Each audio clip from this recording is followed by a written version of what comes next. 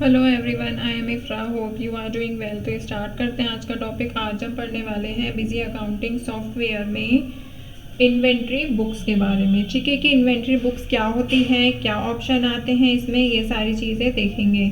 तो सबसे पहले क्या करेंगे, यहाँ पे कंपनी को ओपन करते हैं। तोमर प्राइवेट लिमिटेड, इसमें ज़्यादा स्टॉक आइटम है तो इसी में हम देखेंगे। तो अब देखिए यहाँ पर कंपनी जो है ओपन हो गई है। अब यहाँ पे आपको रिपोर्ट्स देखने के लिए कौन सा ऑप्शन यूज़ करना होता है, यहाँ पे ऑप्शन दिख रहा है आपको।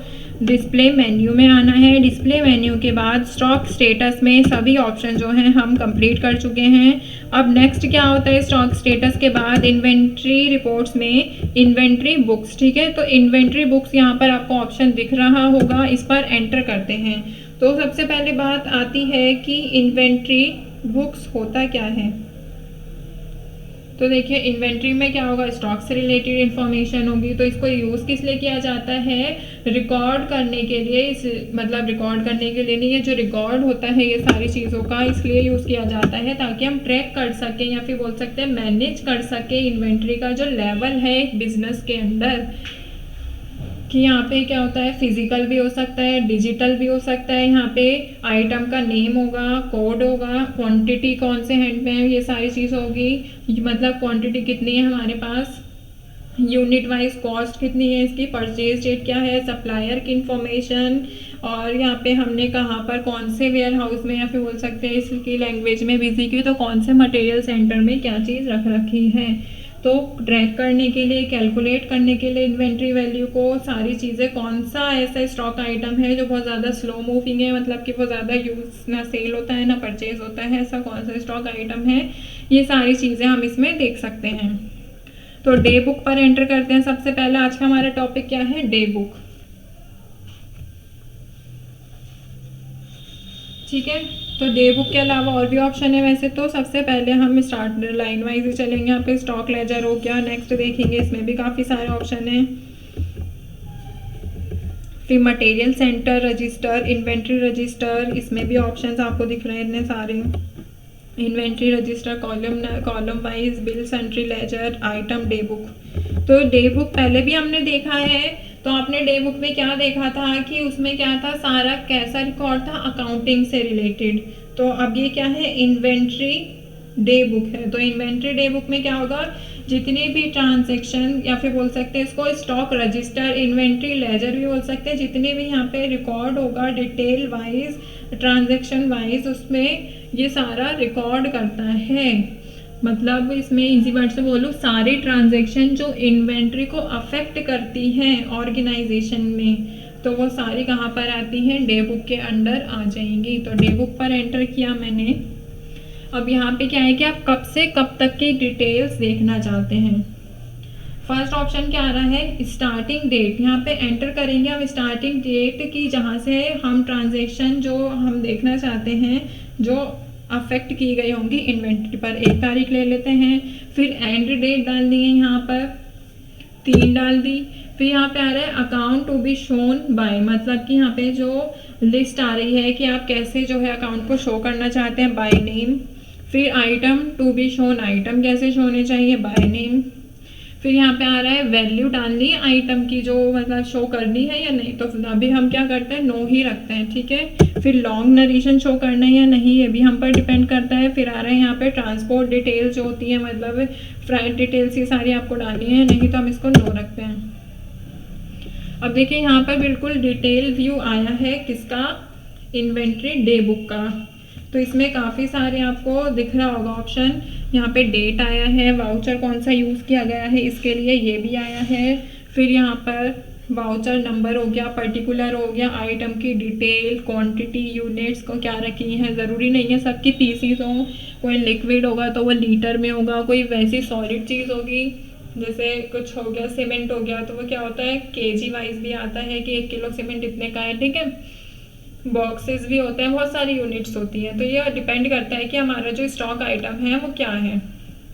तो यहाँ पर क्या है, purchase, material receive, stock journal, sale, ये 4 वाउचर में हमने एंट्री कर रखी है, 4-5 वाउचर में।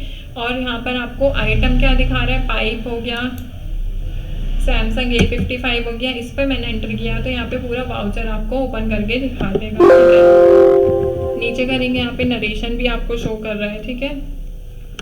तो फिलहाल यहाँ पर आपको क्या दिखा रहा है कि 1 तारीख को परचेज किया था कैश के थ्रू पाइप, कितनी यूनिट, 320 यूनिट। फिर 1 तारीख को परचेज किया था रोहन से, मतलब क्रेडिट पर, ठीक है। पार्टी का नाम आया मतलब क्रेडिट पे परचेज किया है सैमसंग A55 100 यूनिट, ठीक है। फिर यहाँ पे आ रहा है नेक्स्ट में ही कि मटेरियल रिसीव हुआ था A55 100 यूनिट, जो हमने परचेज किया था वो हमें रिसीव हुआ, उसकी एंट्री कर रखी है। फिर स्टॉक जर्नल, यहाँ पे आपने देखा था स्टॉक जर्नल में क्या होता है कि अगर हम यहाँ पे फिजिकल स्टॉक और दूसरा वाला मतलब जो हमने एंट्री कर रखी होती है डिजी में कि दोनों के स्टॉक में अगर डिफरेंस आता है तो हम स्टॉक जर्नल का यूज़ करते हैं। तो यहाँ पे 10 का डिफरेंस था इसलिए हमने 10 डाल दिया। फिर सेल किया गया सैमसंग A55 के 20 यूनिट, तो यहाँ पे 20 शो कर रहा है। अब एक बार एस्केप करेंगे यहाँ से। अब यहाँ पर देखिए क्या शो कर रहा था कि वैल्यू शो करनी है, मतलब स्टॉक आइटम कितने का ये शो करना है, इसको कर देंगे यस। और यहाँ से एक चीज़ और चेंज करते हैं, इसको लॉन्ग नरेशन को कर देंगे नो। तो यहाँ पे क्या है, सिर्फ हमें ऊपर से ओवरव्यू दिख रहा है इसमें, ठीक है, कि 1 तारीख को हमारी क्या एंट्री हुई थी, 2 तारीख को क्या एंट्री हुई थी, ये सारी चीज़ें। कैश हो गया, मिस्टर रोहन आइटम क्या कंज्यूम किया गया, मिस्टर मोहन को क्या सेल की गई, कितनी क्वांटिटी बेची गई और इसका क्या अमाउंट था। इसको स्क्रॉल करेंगे राइट साइड में तो प्राइस आपको दिखेगा और टोटल अमाउंट भी आपको इसमें दिखता है, ठीक है। तो यहाँ से आप क्या कर सकते हैं, इसका प्रिंट आउट भी रख सकते हैं। कैसे, ऑल्ट की पर एंटर करेंगे, अगर प्रीव्यू देखना है प्रीव्यू पर्पज से तो यहाँ पे नीचे आएंगे और प्रीव्यू पर एंटर करेंगे। थोड़ा सा जूम आउट करते हैं इसको, ये रहा, जो पूरी डिटेल थी आपको पता चल जाएगा कि आपका 1 तारीख से 3 तारीख तक इस कंपनी में कितना माल यहाँ पे आपने परचेज किया है, कितना सेल किया है, कितना यहाँ पे रिसीव हुआ है, कितना यहाँ पे ट्रांसफ़र हुआ है। ये सारी चीज़ें आपको डे बुक के थ्रू जो है डिटेल में पता चल जाती हैं, ठीक है।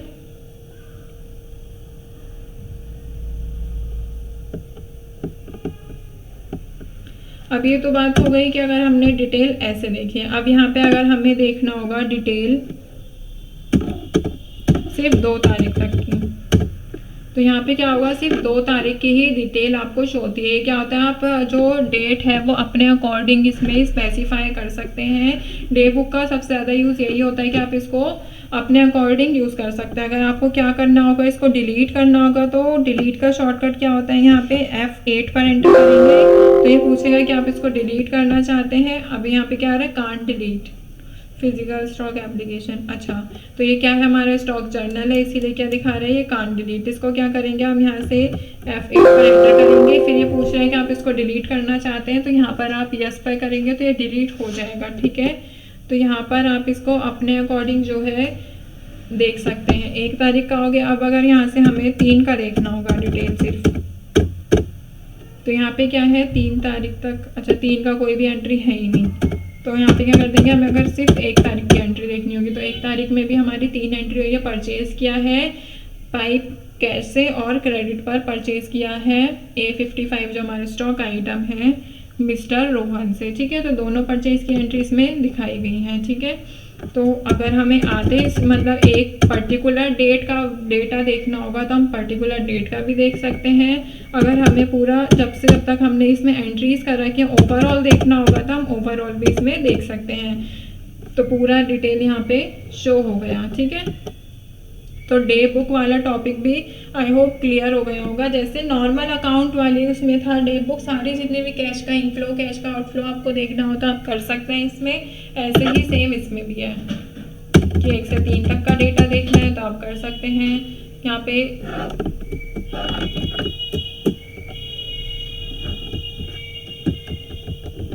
सारी सिलेक्ट करनी है तो आप सारी भी सिलेक्ट कर सकते हैं। फिर यहाँ पे क्या करेंगे, F8 पर एंटर करेंगे। फिर यहाँ पे क्या बता रहा है कि आप जो वाउचर नंबर 5 है बस वो डिलीट नहीं होगा, बाकी आपके सारी जो है डिलीट करना चाहते हैं। मैंने क्या किया, शिफ्ट के साथ डाउन एरो पर एंटर किया और ये सारी सिलेक्ट हो गई, ठीक है।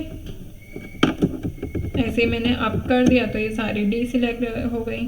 तो ये क्या होता है, अपने अकॉर्डिंग हम इसको डिलीट भी कर सकते हैं, चेक भी कर सकते हैं ये सब। तो टॉपिक को एंड करते हैं। Stay tuned and thank you.